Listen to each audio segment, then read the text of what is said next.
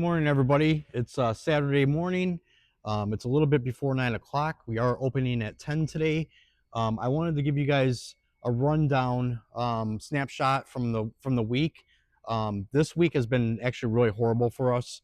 We are trending. I think we're trending a lot less than we were last month at the same time, and we're probably gonna finish up.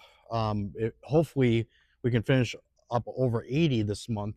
But the way it's going right now, I don't know how if we have enough time to do that. So what I need to do is focus on getting people in the door. What I want to do is give you an update on our bargain bins. So we did refill yesterday. We didn't really see a lot of people purchasing from the new batch of stuff that's in here. So that's telling me that my customers are not um, they're not thinking that this is value. So what we're going to do is we're going to go right back to where we were before and do the dollar bin items.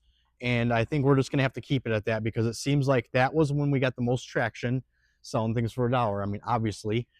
So putting things that are $10 or higher, maybe 10 to 15 at $5, it was not cutting it. So let me come back here and show you guys what we did to get this load organized.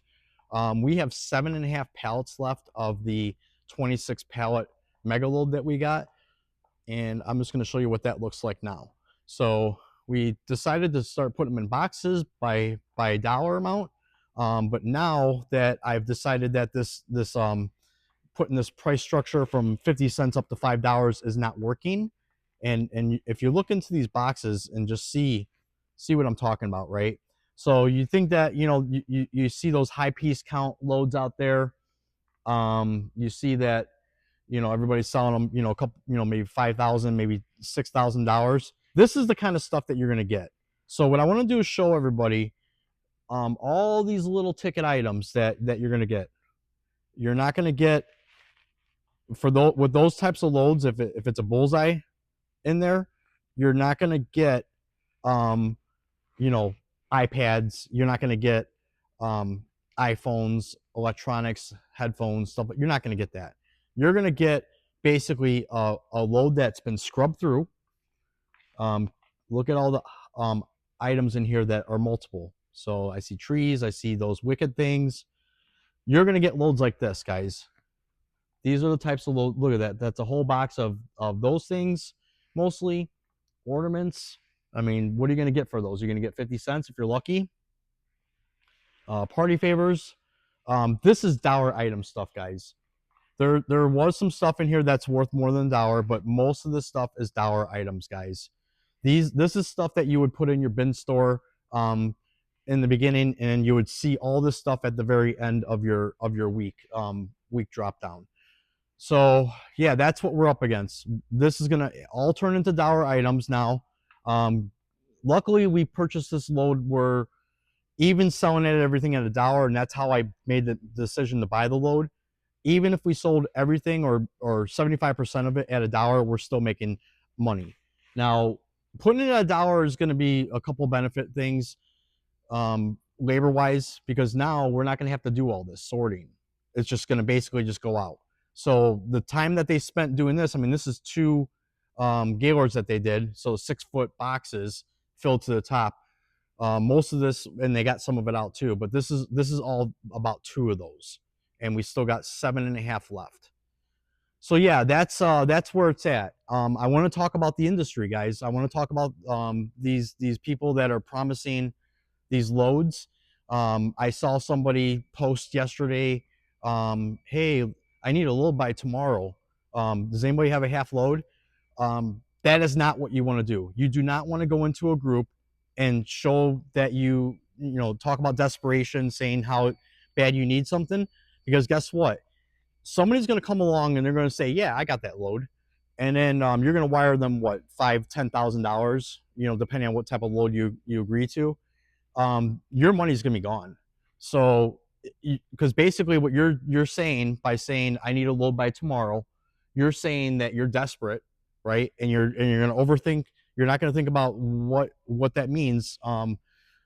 Maybe you might even not do any due diligence and research who you're buying it from. So that's a very dangerous comment to make. That just opens yourself up for scammers. And remember, guys, the liquidation industry is not regulated. Um, it's a wild, wild west out here. I'm seeing every day people how they got scammed $5,000, $10,000, $20,000, and that's why we play it safe. We buy from sources that are known. We buy from trusted sources, and if it's somebody that I haven't bought from before, you better bet that I'm going to be going out to the warehouse and taking a look at what I'm buying before I buy it. I am not going to give any of my money out of the business to anybody that can't prove the load. So that's my definite recommendation. Anybody who thinks that they're going to get into this, also, you got a pallet, you made some money, oh wow, things are running really good.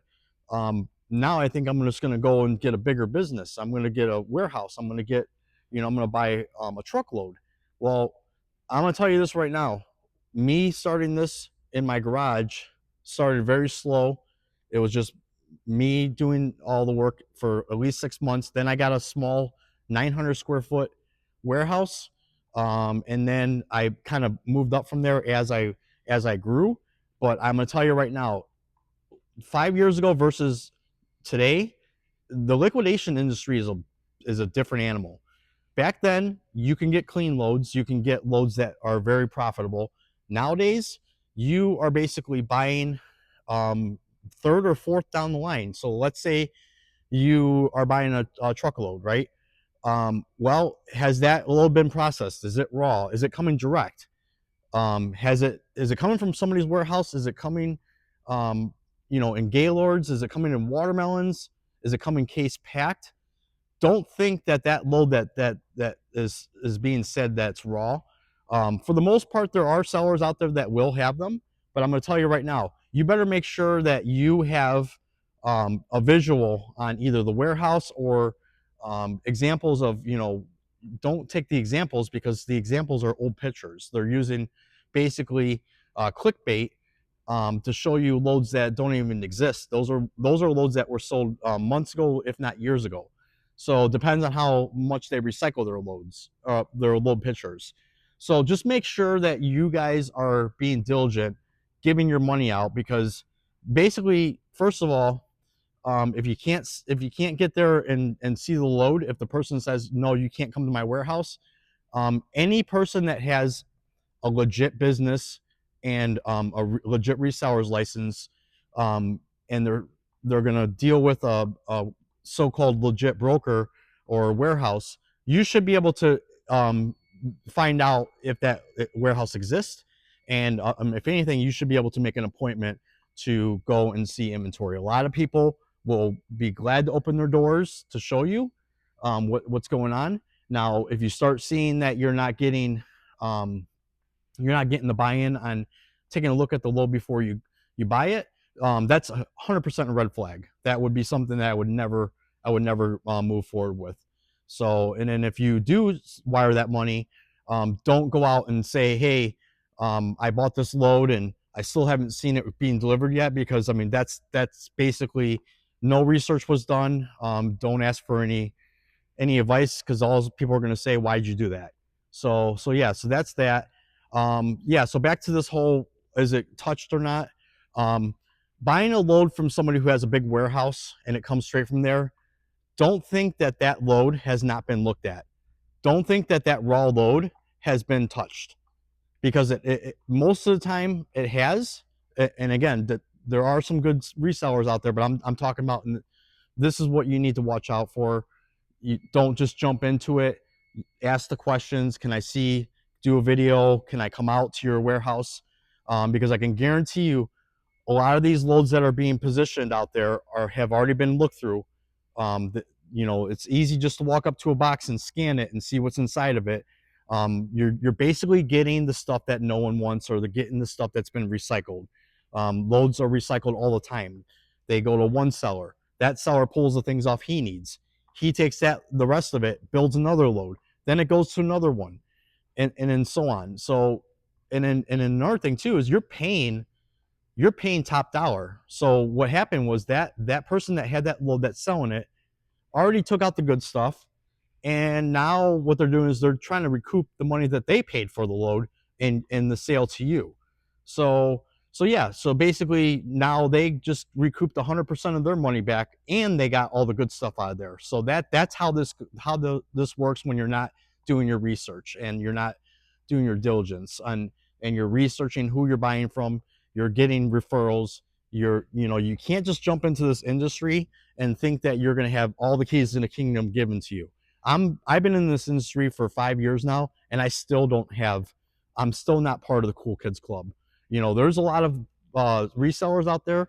They get first dibs on the inventory. You don't even see that inventory that once that hits the warehouse. It goes directly to the person that says, "I will take 10 to 20 truckloads a month. I can push the volume." And those are the stores, the discount stores that are killing it. The discount stores that are killing it are the ones that have access to the primo inventory firsthand, before anybody else touches it. That's how this game's being played. And I'm gonna tell you right now, even the people that are in this industry for a while, that had connections, some people lost connections because you know why? There was another person that came in with more money that can buy more loads, and they basically just bumped out the next person and they took their spot in line. And guess what? That person's going to get bumped out at some point too. So you see these people flying with their discount stores and doing really good sales. Well, you might be getting on that lucky streak right now, but soon enough you're going to be passed up, just like the last guy got passed up. So that if you want to be in an industry that's like that cutthroat, go ahead, join the liquidation industry. And if you think that I'm full of it, this is a 30,000 square foot building, that is loaded with inventory and is struggling. And I'm gonna tell you right now, this is the real thing. So maybe you think you can do better. Well, then come here and make me an offer. If you think that you can do better with my inventory, it's for sale. Come by and we'll deal. But I can tell you right now, not having a business plan, not having a exit plan for all this inventory from the beginning, that's not how you do it. eBay, right? So we're up to like 6,000, almost 7,000 items total, maybe a little bit under 3,000 listings. This is something where this inventory is going to move 20 at a time, 10 at a time every day. So you got to be ready for that. And then what that means is you have all this capital sitting here, guys, and it's only moving out 10, 20 at a time every day. So how long is it going to take you to move through 2,500 listings and 6,500 items? Do the math, So all that up there, all that capital sitting up there, right? So tell me this is going to happen. This isn't going to happen to you, because I can guarantee you it. It will. It's going to happen to you in one shape or another. So cereal, all that cereal that I'm going to have to dump next week, it's all right here. All these clothes that need to be processed. We are so backed up. We're going to start adding AI into our mix with listing. Hopefully we can speed things up with that, but then that's another process that you need to learn. So it's not all what you think it is. And if you think it is, come spend a week over here, and I'll show you. So yeah, that's my rant. I'm not trying to tell everybody, naysay on everybody, but I'm just trying to tell you the realistic reality of this, and all the debt that comes with it as well. We are hoping to be out of this with no debt at the end, but there might be some debt that we're going to take with us. I'm not sure. So only time's going to tell. I'm trying to protect my losses as best as I can, but when you're running out of time, you're basically being put in a position where you need to make a decision. How are you going to empty a 30,000 square foot building in 3 months? Well, I'm going to show you. I'm going to show you how we're going to do it. And like I say, it's going to be fun, seeing how this works out, because I don't even have an answer to that. I do know that when it comes time, we're going to start documenting even the customers. I'm going to put some signs on my door that says we are recording for YouTube. And you have to let us know if you're not going to want to participate or not.